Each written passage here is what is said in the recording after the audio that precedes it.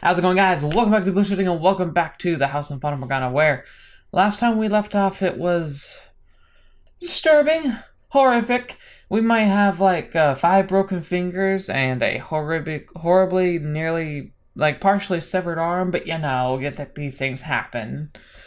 Michelle's obviously, honestly, very forgiving considering, but we are finally getting the truth out of Mr. Beast. No, not that Mr. Beast. That guy's great. This Beast is not so fun. But the Swordsman in this one, we're probably gonna get his real name here because we're gonna go over his past. But he's asked that he tell his story to us without Pauline there.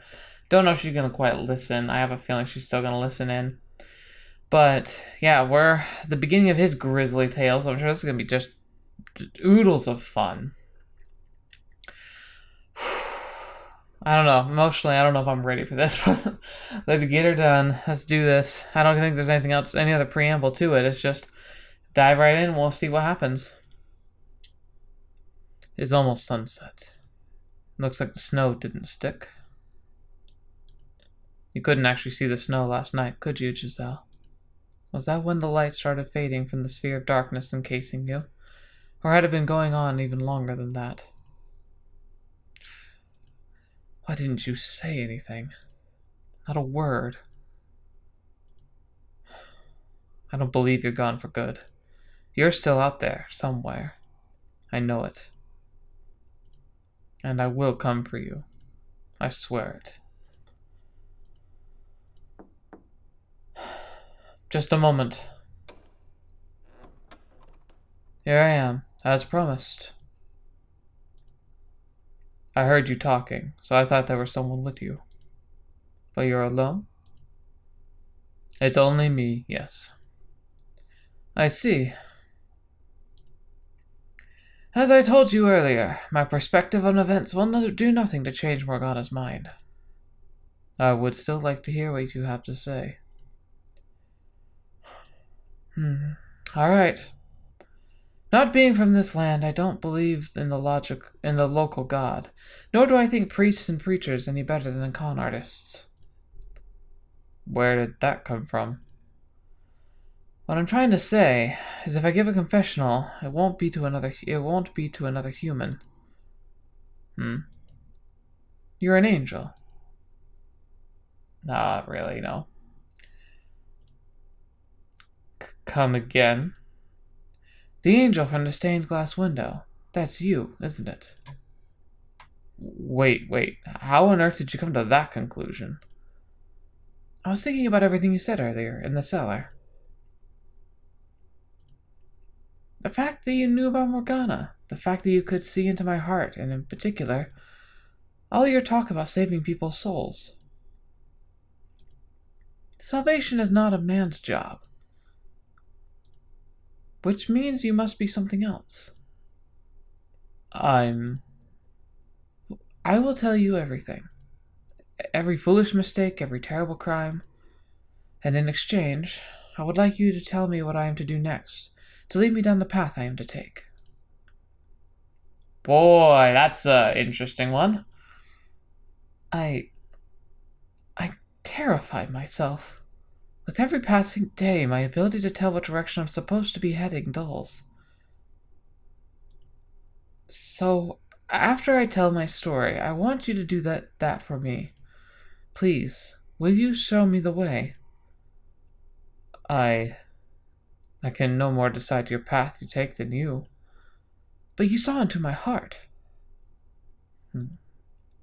Giselle.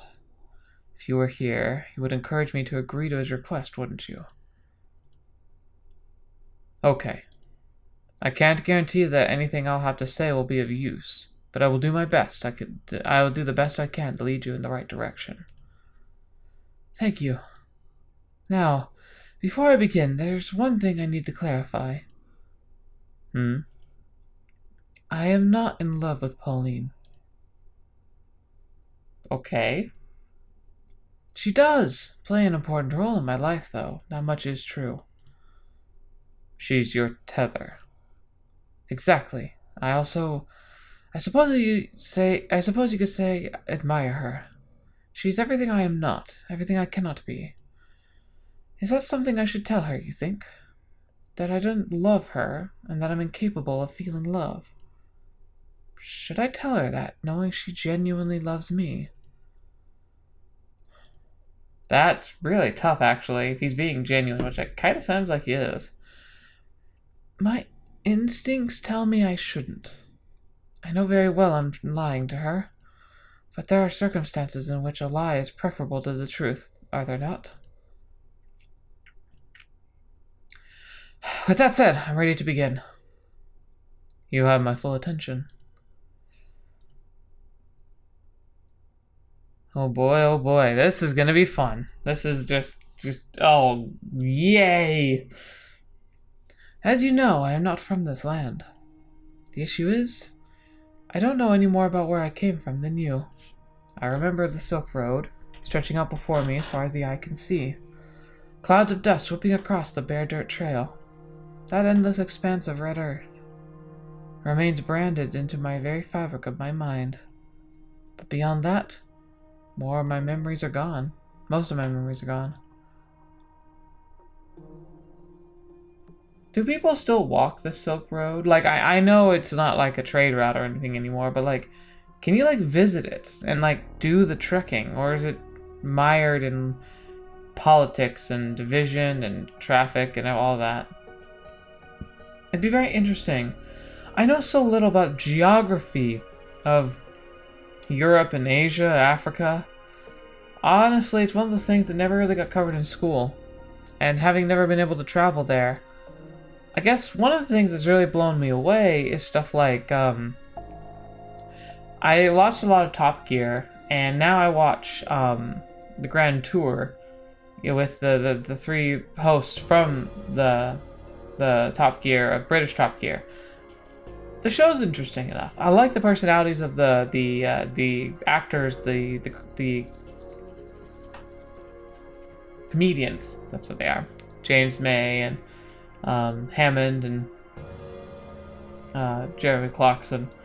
But what I love about that show is always about the adventurous stuff. Like when they drop themselves off in some obscure part of the world and just kind of go and experience it, you know? It's kind of like, it's a combination of like amusing circumstances, amusing people, but a glimpse of the world I never got to see before. And one of the things that they recently did on the Grand Tour is they did an exploration in, I think it's like Siberia or Mongolia, somewhere.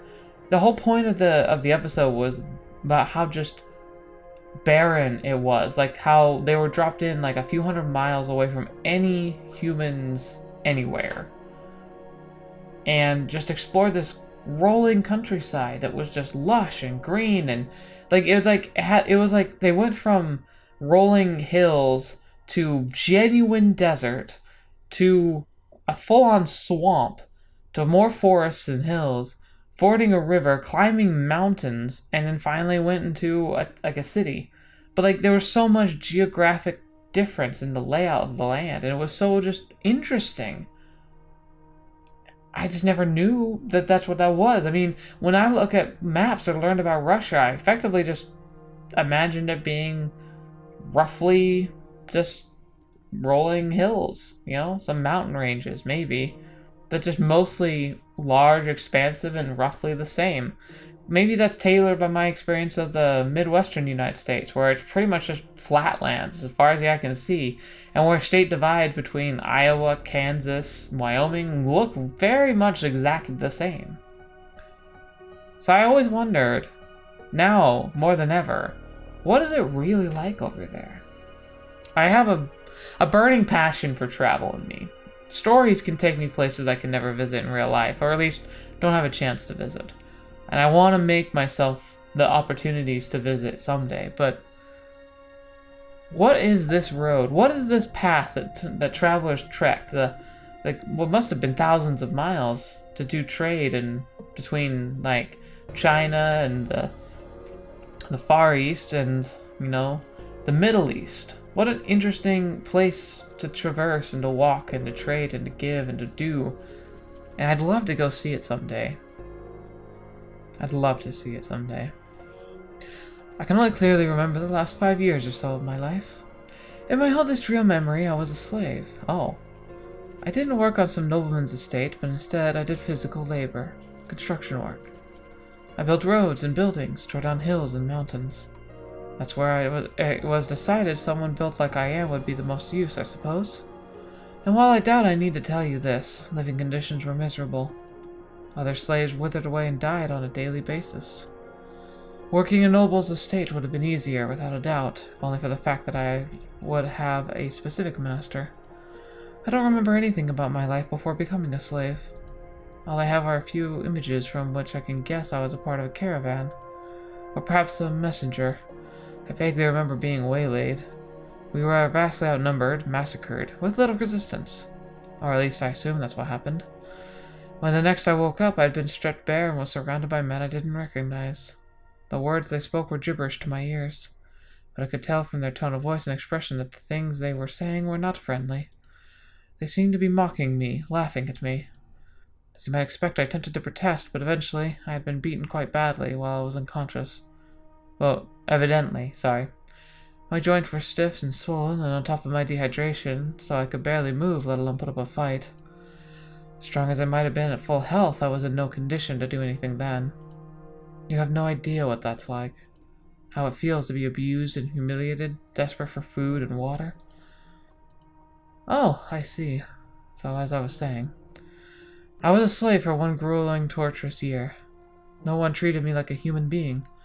There was no one from the same part of the world as me, and there was no one to come to my aid. For time, I came to learn their language, so I can only speak it. I don't know how to read or write. But to be honest, I think I was happier not understanding what people were saying about me. They had many words to describe me, and none of them flattering. Some of them would even call me beast. And the longer I was treated as something less than human, the more I began to question whether I really was one. The darkness grew inside me with each repeated insult. I wanted to make them pay for the daily abuse. And who wouldn't?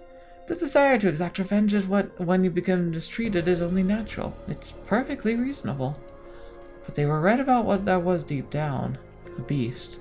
And my revenge went far beyond what could be considered reasonable.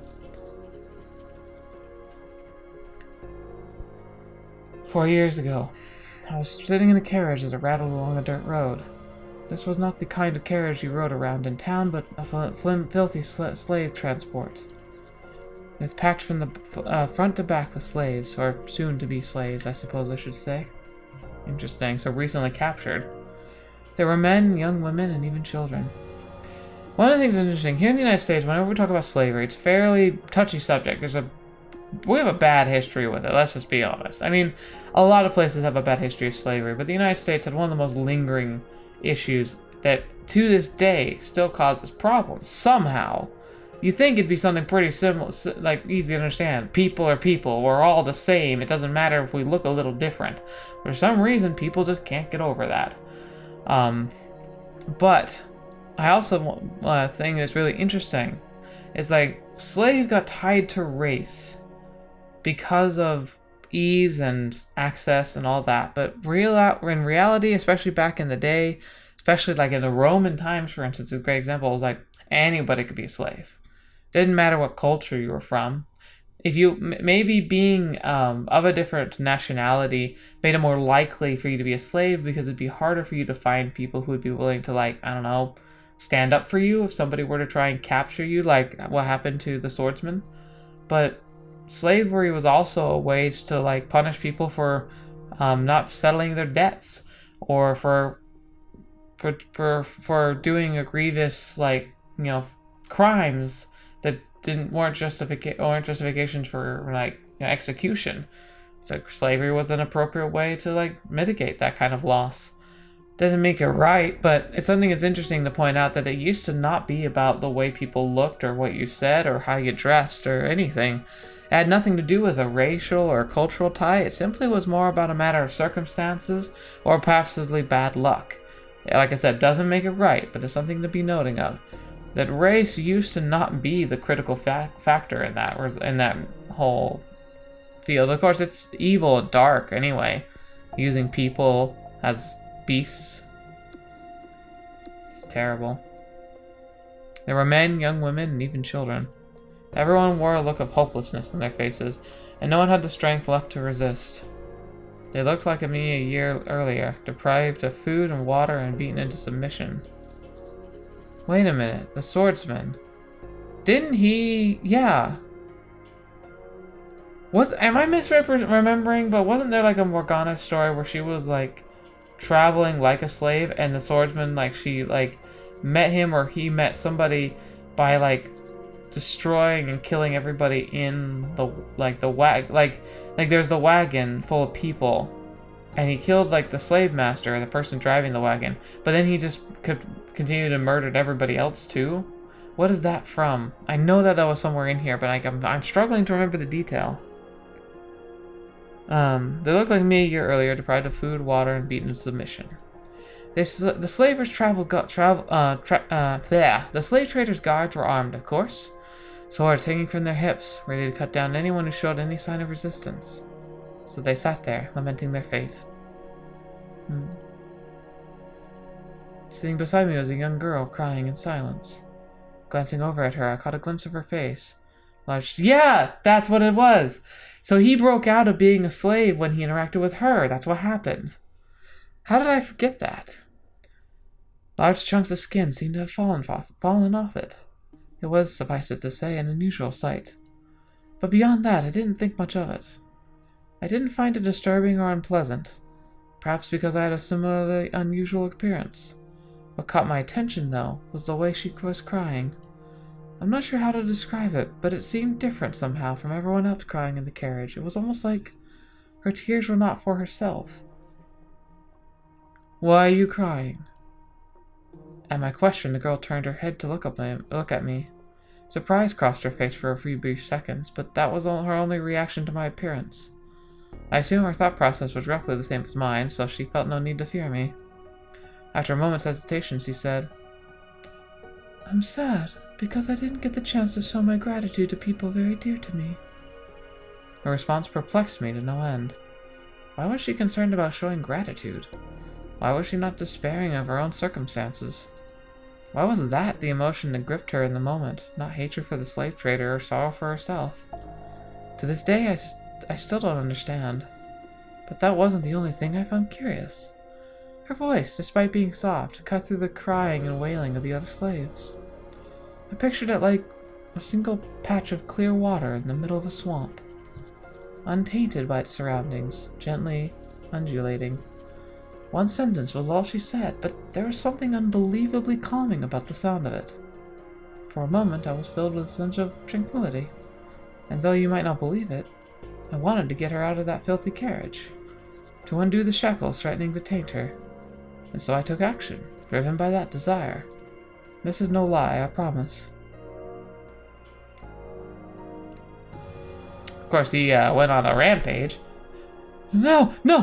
Don't kill me! Please, you could have all my money. You could go free. That's what you want. I apologize. Anything. What? Why are you laughing? Please spare me. I have a wife, a child. Please. And nope. I'm begging you. And why should I care? Holding the sword in my hand felt amazingly right. Whatever work I once did must have required me to use a blade. Even with the shackles still around my wrists, I had little trouble slaughtering the slave traders and their guards. They let their guard down because we were restrained. They thought that if anyone resisting never once crossed their minds. Dead bodies sprawled out around me. Corpses I had made, lives I had snuffed out. Look at this. See? No one can defeat me. They stood no chance against my strength. Oh man, I can't do these trains of laughter. I just can't. I mean, I could if I truly were motivated, but to be honest, I'm already creepy enough doing voices if people hear me in the house, so let's just keep it to a minimum. He's probably going to have lots of these cackling fits, so I'm just going to pass him. More. I need more. I need more. I don't have the words to describe the high it gave me killing those men, the power I felt over them. It was driven mad by the stench of blood filling the air. No, it just drew out what was always there. If I weren't already deranged, the corpses would have had nothing to stimulate in the first place.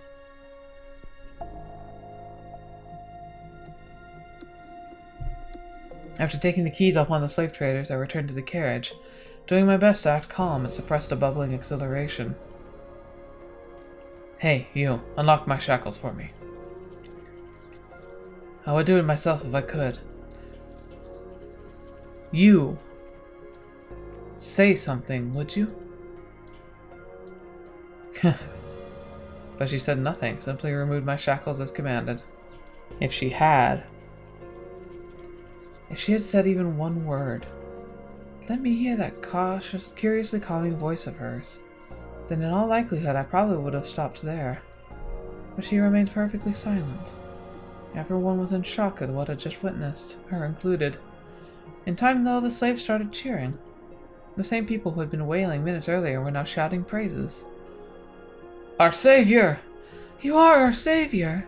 We're free to go home! We can have our lives back! Undo our shackles, please. I'm a beast. What? I'm not a savior. I'm not a man. I'm a beast. Isn't that right? I'm a beast, aren't I? What are you? More. I need more. I thirst for more. Why are you pointing your... I need more. Fetch, man, he's freaking crazy. In that moment, the last of my reason dissolved. I went into a frenzy, slaughtering the helpless slaves I had never intended to kill. I was euphoric. I couldn't get enough. I reveled in it. Never before had I felt such utter ecstasy. Their cries for mercy as I ripped through them were delicious. The looks of fear in their eyes, the way their faces twisted, the splatters of blood around their mouths open in screams, the despair that filled them. I didn't care anymore that they were just as much victims as me, that they had suffered the same abuse and humiliation. All of that was buried beneath the waves of bliss that ravished me. Everyone who asked to be spared, I skewered. I worked my way around the inside of the carriage, killing dozens upon dozens of slaves. Heads went rolling off shoulders, hot geysers of blood spewing from open necks. I was practically wading through blood by that point. Ugh. Some bodies I completely dismembered. Others I disemboweled, leaving their entrails to hang out of their open guts. All of them had looks of agony frozen in their faces as death took them. I don't know if I was unconsciously avoiding her or if it was just a coincidence. But the girl was the only one left alive. She, of course, hadn't been spared the mess. She sat there drenched in sticky red gore. Her lips appeared to be trembling, though I couldn't tell sure was so much of her skin missing. The fire inside me burned white hot. She was the reason I had done any of this in the first place. I had stood up because I wanted to set her free, but my original intentions were long since gone from my mind. Raw pleasure overwhelmed any sense of reason. I approached the girl, pointing the sword at her neck. I expected her to scream, to beg for her life like the others, but she did nothing, simply stared up at me. Why don't you run? At my question, the girl finally spoke. Why did you kill them? The sound of her voice quelled the fervor within me. It baffled me. I had no control over it, yet this strange girl could pacify me with a single utterance. The words she used didn't matter, it was her voice. She could have called me a monster, and it would have had the same effect. Because I felt like it. I couldn't explain my reasoning for murdering the slaves. I didn't have the words to express the things that drove me. All I could do was tell her that I did it because I felt like it. And why haven't you killed me yet? I couldn't find a sure answer for that question in my somewhat rattled mind either. In retrospect, I realize now that her voice was my first tether, but at the time I had no idea why I didn't take her life in my frenzy. I had killed other children, other women. Young, old, sad, miserable, it didn't matter. Nothing had so much pricked my conscience. I don't know. I said, and then I stepped off the carriage and walked away. I left with questions I couldn't answer. Was I really a beast? Was unleashing my innate savagery and reveling in the massacre of helpless people really all I wanted? I didn't know. After escaping from the slave traders, I became something of a bandit. I had hopes of anyone taking me in. Not only was I a murderer, I was a foreigner. Nor did I have any chance of finding decent work. So I lived by the sword, killing, plundering. The money I honestly didn't give a darn about. I had no desire to be wealthy. It was simply a matter of survival. That and quenching my thirst. Went on for about 3 years like that. Till finally encountering something I couldn't defeat with my sword. No amount of muscle was enough to protect myself from disease. One day I woke up with chills, my vision blurry, barely able to move my own limbs. I set off for a nearby village, hoping to see a doctor, but my body didn't last that long. I collapsed on the side of the road, drained of my last strength. It was a moderately busy road at that, so I assumed I had made it close to the city. Dozens of people passed by, silently pretending not to see anything. It didn't look like someone a respectable person would have wanted to involve themselves with in normal circumstances, so it was no surprise they weren't interested in a sick, filthy foreign man. Hell, I couldn't even remember the last time I'd bathed. It was hard to look at me, let alone get anywhere near me. This is where I'm going to die, I thought. It seemed like a suitable end to a mad, murderous monster's life, withering away on the side of the road beneath sneering passerby. The fact that I was still alive at all after 3 years of leeching off other people's lives was in itself wrong. I didn't lament my impending demise. I accepted that such is the way of the world. But then, I glanced up to see a woman in a nun's habit, looking down at me. Are you all right? Are you sick? I'm going to check your temperature, okay? Wow, you're burning up. You shouldn't be out here in this condition. Do you not have anywhere to go? Don't worry, I've got you covered. There's a church not too far from here. Hang in there just a little longer and you'll be fine. And what is your god going to do for me?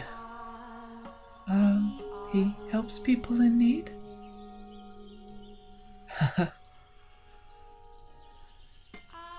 It's not very big, but we've always got room for people who need it.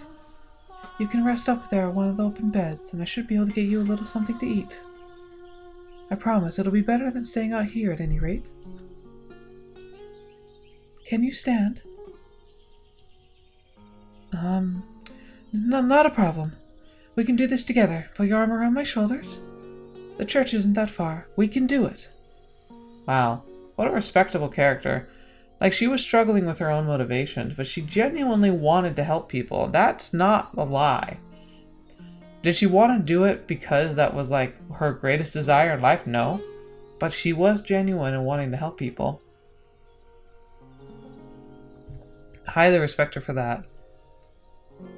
You are going to carry me. Yep.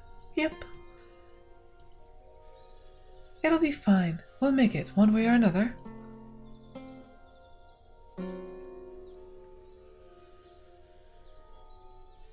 Oh man, she's really struggling here. Almost. We're almost there. Just a little longer. I'm heavy. Aren't I? Very, very heavy. But that's not a problem. I can do anything if I put my mind to it. Just throw me in a ditch. Now, God doesn't like his children talking like that. Almost there. We're almost there.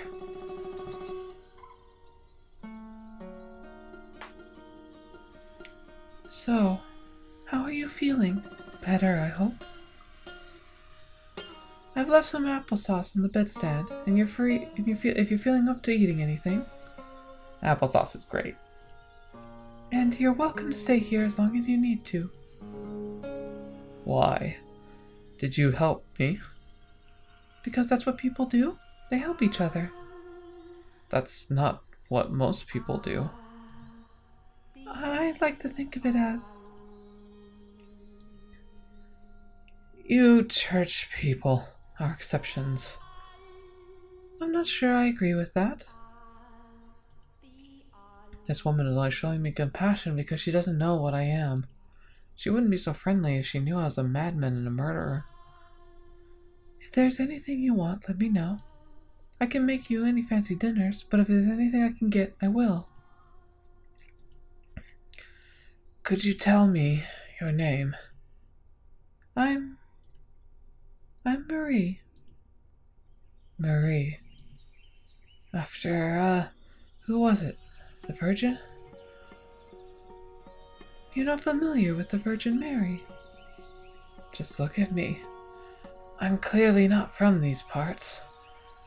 Ah, yeah, I can see that. So that would make you a traveler, huh? You speak the language really well, though. I take it you've been here a while, then. Yes, I have. How exciting! So when you're feeling better, maybe you could tell me about the country you came from? I've never been far from home, so I'm curious what it's like elsewhere. There's nothing I could tell you. It can be anything. Tell me about yourself if you want to. I'm even less inclined to do that. Get better soon, Kay? I'm looking forward to hearing all about it.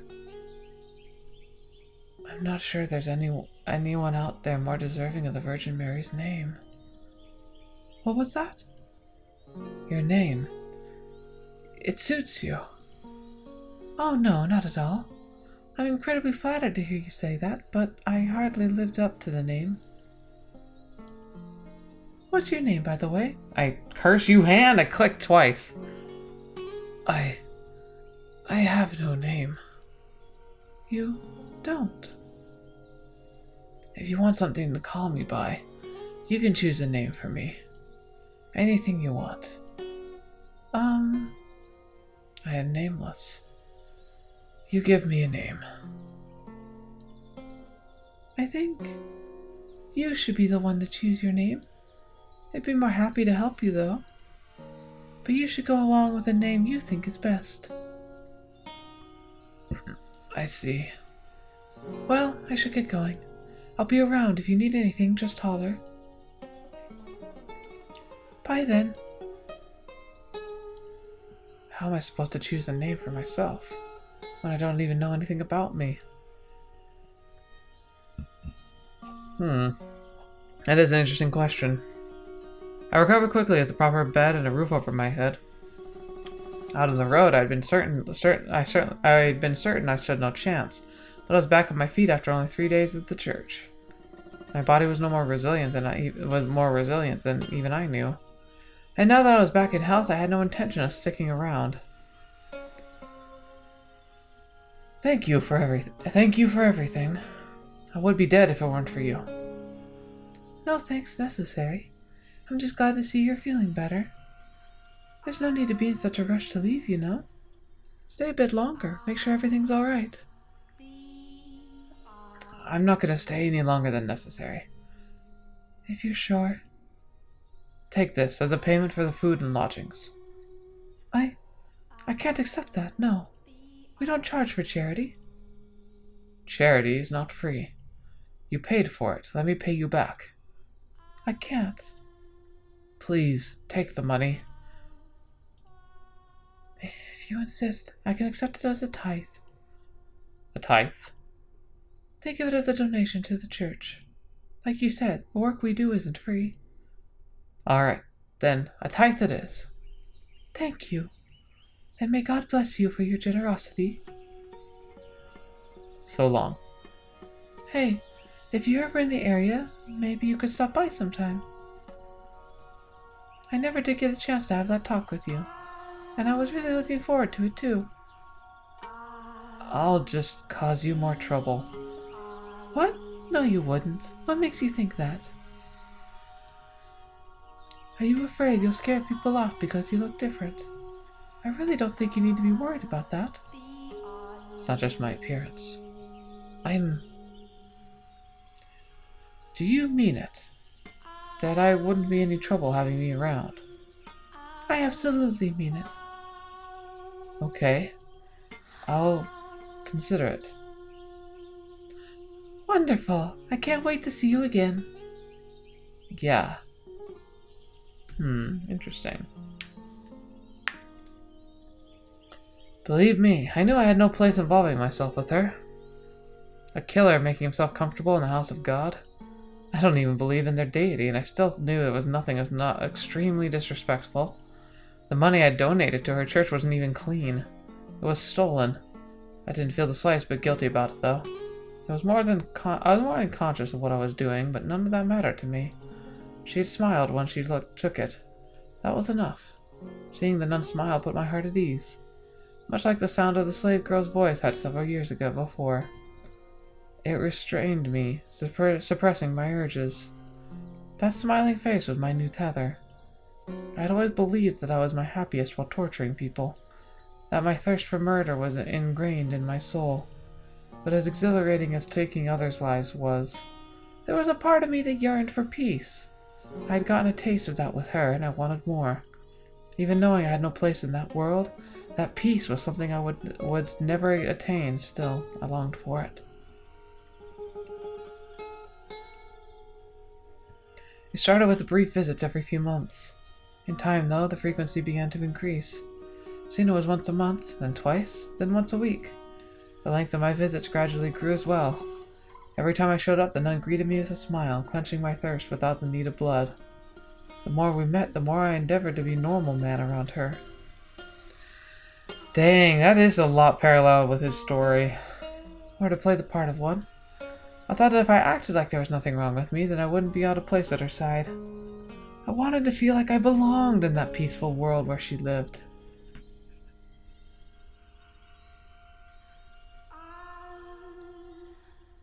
Ah, it's the giant man, Marie! The giant man's here! Giant? Ah, hello there. I was beginning to think you weren't coming this week. I was having trouble when deciding what to bring you. You're always welcome here, you know. You don't have to bribe yourself in. But I appreciate it, thank you. I wouldn't feel right if I didn't bring something. I brought a variety of fruit for you today, so you can share them with the children. They'll be delighted. Thank you so much. It's nothing, really. So, have you decided on a name for yourself? Not yet, no. Nothing at all? Makes talking to you a little awkward, not having anything to call you. In that case, the giant man is as good as anything. Did he get under your skin? Oh, it's a kid, a boy. A little. I'm not that big, am I? We're all giants, the little kids. I do wish they'd be a little less blunt about it sometimes, though. Indeed. I suppose it's better than them being afraid of me. The children here have strong nerves. They're ordinary kids. You're just not a scary person. They only assume I'm harmless because I'm with you. What? You make it sound like you actually are dangerous or something. Because I am. Don't get worked up about it. The only thing different about us is our race. Everything else is exactly the same. I'm not so sure. You must have some pretty awful experiences because of your appearance, then, to make you so concerned about it. I wish I could say I understood your pain. That's not necessary. But if I could, then maybe I'd be free to feel a little closer to you. If only I could be be even half the same race as you. You have nothing to gain from being more like me. You don't think so? I think there's a lot that would be nice about it. It would probably have I'd probably have really pretty black hair, at least. Doesn't she? Like in her future life, she absolutely has long black hair, doesn't she? If I'm ever reborn, I'd like to be more like you. Why are you so obsessed with being like me? I just am. Oh. Yeah. Very convincing, Pauline. Very convincing indeed. That was about the time I started noticing the feelings she had for me. At first I thought it was simply being egotistical. There was no way a woman like her would be interested in a man like me. But I couldn't think of any other explanation for the way she looked at me. Back then I believed I loved her too. And that if I could be together, man and woman, that I would finally be able to attain the peace I so sought. That I could wash my hands of the killer within me, defeat the urges once and for all. That I could step out of the darkness I had lived in for so long. That I would be able to see the light. That I would be able to experience love like any other ordinary man. So in the name of that hope, I took action. That foolish, naive hope. Oh man.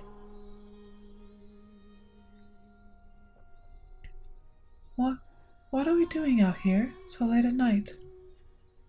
Sorry for asking you to meet me on such short notice.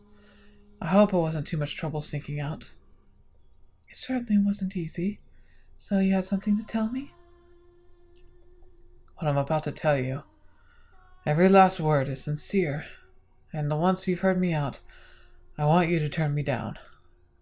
What? Over these past few months, I've come to at least somewhat understand the responsibilities and restrictions placed on you as a nun. But even ignoring that obligation you have, I know good and well I'm not a suitable match for you. Which is why, as I said, I would like for you to turn me down. I still want to hear it. I love you. I fell for you the moment I first saw you. I know I don't deserve to be anywhere near you, but every time we meet, my desire to be with you grows stronger and stronger until it was out of my control. Turn me down, Marie, please, and I will stop trying to get close to you. I'm not Marie. You're not... what? My real name is Pauline. Pauline? Marie is my baptismal name. It's not the name I was given at birth. I love you too. I fell for you the moment I first laid eyes on you. Well, that's a pickle and a half. I know it's forbidden, but I want to be with you too. And free time I have, I want to spend it with you. I'm glad to hear you say that. Thank you for being honest with me. No, thank you for not turning me down. Wow. Talk about an anxious day. When you asked me to meet you out here tonight, I was wondering if that might be what it was about. I felt like my heart was going to explode all day. Heart? Explode? Guys get nervous about telling girls how they feel too, don't they? Yeah, we do.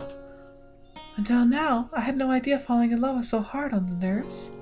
Just thinking about you makes my mind turn to mush, and it's hard to work like that, you know? Really, is it really that stressful? Is it like that for you too? Yeah. Thinking about you makes it impossible to concentrate.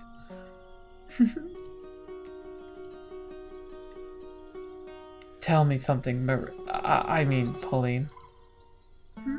What is it? How exactly is it hard on your nerves? What? How exactly? It's like, I'm in the clouds and I want to scream and I want to jump into a lake all at the same time. That doesn't help me much.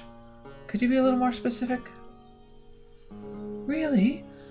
Are you trying to embarrass me? It's like my whole body gets really hot. Oh. You mean you get aroused? Aroused? No, To put it bluntly, yes. I see. You're really a jerk, you know. You shouldn't go around trying to humiliate ladies. Sorry, I didn't mean to. Oh, you... Well, that was insightful. So I'm not in love with her or romantically attracted to her. Or even physically attracted to her. All I want from her is her smile. Being around her doesn't arouse me. In fact, it does the exact opposite. My fire burns brightest when I'm not with her. It all makes sense now. I just want someone to keep me placated. And I'm disturbed though, through and through. I'm disturbed through and through. A murderer and a beast. Haha. See, that's why I didn't want to say anything. I knew you would laugh at me. I'm sorry. I truly am. I did ultimately get what I wanted out of the arrangement. She became my tether, became my invaluable partner in my life, even if I had no real love for her. When I was with her, I was at peace. But that said, her presence didn't completely rid me of my urges. I was still occasionally struck with bouts of insatiable thirst. Overwhelming desire to mutilate anyone who came up to my line of sight. And sometimes Pauline became the object of that desire. It goes without saying, I never did draw my sword on her, but I had no way of knowing when I might lose control. And even if I did kill her, then there would be nothing left to keep me from regressing completely into a beast. That is a freaking predicament. Pauline and I arranged regular nighttime meetings, though never once did I tell her how I truly felt. And I had no intention to either. When I was with her, I was in the role of her lover. She never questioned my love for her, and expressing hers for me caused her to smile even more than normal. The happier she was, the more beneficial it was to me. I have to wonder how far this went, because it feels like it was like an expression of love, but I can't imagine them actually having intimacy, but maybe they did, I don't know. Spending time with her in this capacity, I was able to gain a deeper understanding of what kind of person Pauline was. She was a deeply generous and compassionate woman. While I now understand her near-compulsive deeds of charity were a result of stress and uncertainty she felt about herself, at the time I believed she was only doing it because she genuinely wanted to. I believed she wanted to save absolutely everyone, to be the saintess she had come to be known as. She gave assistance to anyone who sought it from her without question, and it was a result the church's coffers quickly dried up. Her God did not supply her with an endless store of bread and wine either. In the end, any endeavor, no matter the intention, requires money. In time, her generosity turned excessive, self-destructive. She would even skip meals so that others could eat. In retrospect, that was probably my fault too, as I pushed her toward wanting to be a regular girl. She pushed back against that desire by being even more charitable. Soon her actions started making other nuns' lives difficult, giving her a less than favorable reputation within the church. She would tell me when we met up how she wished she could help even more people. If doing so would give her some peace, and if I could be a part of that peace, then I wanted to grant her wish. But what could a killer like me do to help? Petty thievery would make me nearly enough money to keep the church and orphanage running, and a raid large enough scale to do so would inevitably be traced back to the source, which would ruin the church forever. How was a murderer to acquire such a large sum of money? I was ready to jump at any opportunity that presented itself, when I received a summons from the Lord. Interesting. And that's where everything turns. Ah, hello, Jacopo. I think we're going to end here, because this definitely feels like the turning point. Very similar to what we did with Mel's story, where we have the lead-up of like why he does what he does, but now he's about to be ordered to go and capture Morgana. And once we see that, it's going to quickly turn south. But this story does seem to be flowing quickly. I feel like this session went by really, really fast, but it's about as long as any other one I do. But man, do I have sympathy for him? Not really. I have sympathy for Pauline. It's one thing to be a nun and fall in love. It's another to not then add on top of that falling in love with somebody who genuinely doesn't love you and is a psychopath to boot. Like, that's rough. What's a... This is a great moment from that reminds me of Avatar: The Last Airbender when Sokka and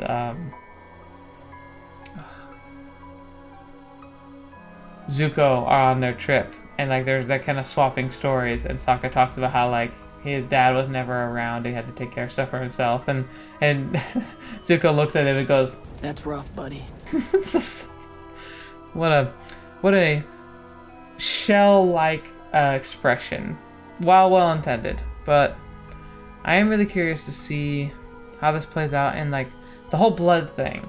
Like, how do they convince the scientists to sell the miracle drug and how it works? Like, does she just trust them implicitly? I guess that is what happens. Like, literally, she just trusts them, which is insane. And then, how on earth is the Lord going to defend his actions, you know? Like, where on earth is that going to come from? So fascinating, so interesting. Anyway, thank you guys so much for being here today. Thank you so much for joining me once again. Man, I feel like I'm probably talking to a lot of you cowering in your house for very good reasons, but, you know, it's good for us to share these stories and these experiences. My life's getting a little busy. I've got a lot of stuff I'm jumbling around. I'm trying to organize my schedule, but I also have a lot more means to do stuff, so we should see some interesting things in the near future. The one downside is I'm struggling to hit the little things I've been trying to work on, so I will continue to put my foot down and kind of hit the grindstone, and hopefully you'll see some new stuff popping up on the channel before too long. But of course, it's a pleasure just having you guys around, and pleasure to be able to share these stories with you. What are your impressions of, you know, the Swordsman, the beast? I mean, I think all of us have urges of things that we have to, like, keep tame. You know, they talk about the 7 deadly sins. I think all of us usually end up having to wrestle with 1 or 2 in particular, but he takes it to a whole nother level, doesn't he? Ugh. But I guess we'll have to find out next week exactly how all this resolves, and hopefully how he and Pauline find happiness. Can they? Maybe he'll give us the key and he can vanish with Pauline. They can run away together. I don't know, something. But I also would worry about her safety if they do that, but I guess it's in her hands at that point. Regardless, I think this is a good place for us to stop and kind of think and ponder. So thank you so much for spending your time with me today. Thank you so much for joining me on the channel. As always, it's a pleasure having you here. So until the next video, watch me, hope to see me in next. I'll see you there.